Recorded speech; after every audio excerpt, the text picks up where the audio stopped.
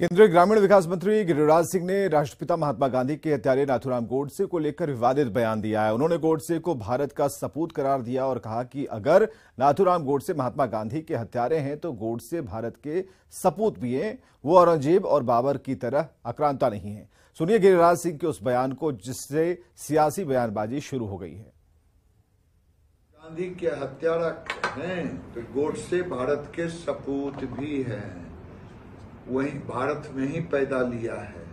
औरंगजेब और बाबर की तरह आक्रांता नहीं है।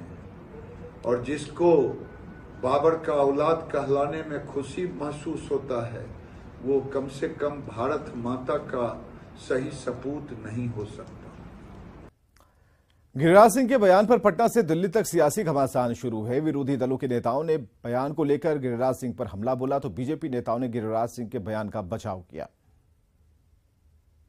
जैसा व्यक्ति अगर भारत मां का बेटा होने का कोई दावा कर रहे हैं तो चंबल के डकैत भी भारत का मां का बेटा, वीरप्पन भी, दाऊद भी और साथ ही साथ विजय माल्या जैसा आर्थिक अपराधी भी।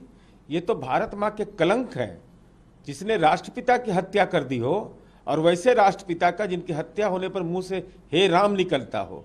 तो हम तो यह जानना चाहते हैं, ये आपके प्यारे हो सकते हैं, भाजपा के प्यारे हो सकते हैं गोडसे, वीरप्पन, दाऊद, विजय माल्या, लेकिन भारत मां के सपूत अगर होंगे तो शहीद आजम भगत सिंह होंगे, प्रफुल्ल चंद्र चाकी होंगे, राम प्रसाद बिस्मिल होंगे, अशफाकुल्ला खान होंगे।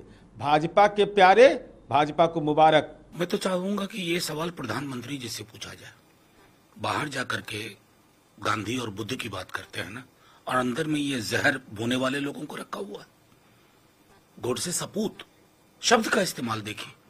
गिरिराज सिंह जी, आपको हो क्या गया? मैं जानता हूं आप बहकी बातें करते थे, नफरत की फसल लगाने में आपका, मैं समझता हूं दो चार ही लोग आपका मुकाबला कर पाते, लेकिन ये तो हद कर दी आपने। ये किस तरह की राजनीति हो रही है? गांधी के हत्यारे को आप सपूत कह रहे हैं ना।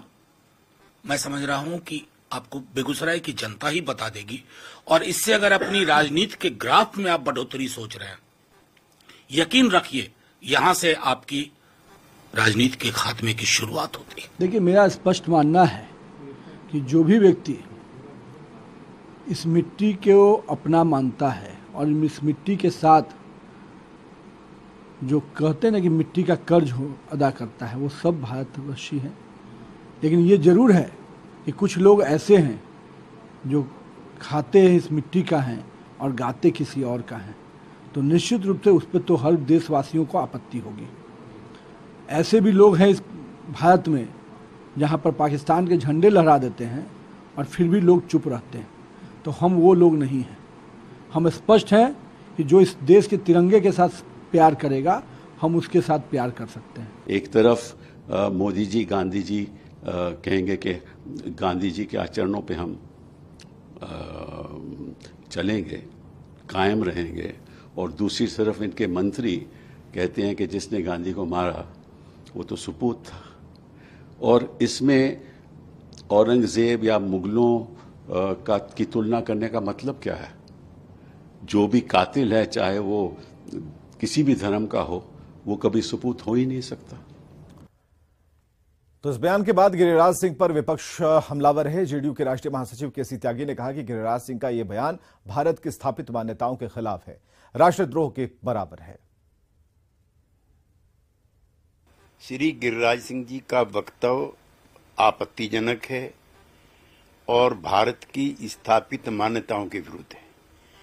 जिस नेता के, जिस महानायक के नेतृत्व में आजादी का संग्राम लड़ा गया, उसके हत्यारे को महिमा मंडित करना राष्ट्रद्रोह जैसा अपमान है। और मैं जरूर इसमें प्रधानमंत्री का इंटरवेंशन चाहूंगा कि क्या ये उनकी विचारधारा के अनुरूप है श्री गिरिराज सिंह जी का वक्तव्य। पटना में जनसुराज के संस्थापक प्रशांत किशोर ने एक बार फिर से विपक्षी एकता पर हमला किया। नीतीश कुमार को बिहार की चिंता करनी चाहिए। उन्होंने कहा कि चिंता करें बिहार की, ना कि दूसरे की। बिहार की चिंता करनी चाहिए, अपना ठिकाना है नहीं। मैंने आपको वही कहा, जिस पार्टी का 0 MP है वो देश का प्रधानमंत्री तय कर रहा है। जिस पार्टी का अपना ठिकाना नहीं है वो पूरे देश के पार्टी को एकत्र कर रहा है। नीतीश कुमार जी कल परसों गए थे कलकत्ता में ममता बनर्जी के साथ, आप लोग बड़ा खबर रिपोर्ट कर रहे हैं, तो आप लोगों को पूछना ये चाहिए था कि क्या समझौता हो गया। क्या ममता बनर्जी कांग्रेस को सीट कंसीड करने के लिए तैयार हो गए कि ममता बनर्जी लालू नीतीश के पार्टी को बंगाल में चुनाव लड़ाएंगी, या लालू नीतीश ये कहने को तैयार है कि भाई टीएमसी बिहार में आकर एक सीट भी देंगे वो। तेजस्वी यादव की बीजेपी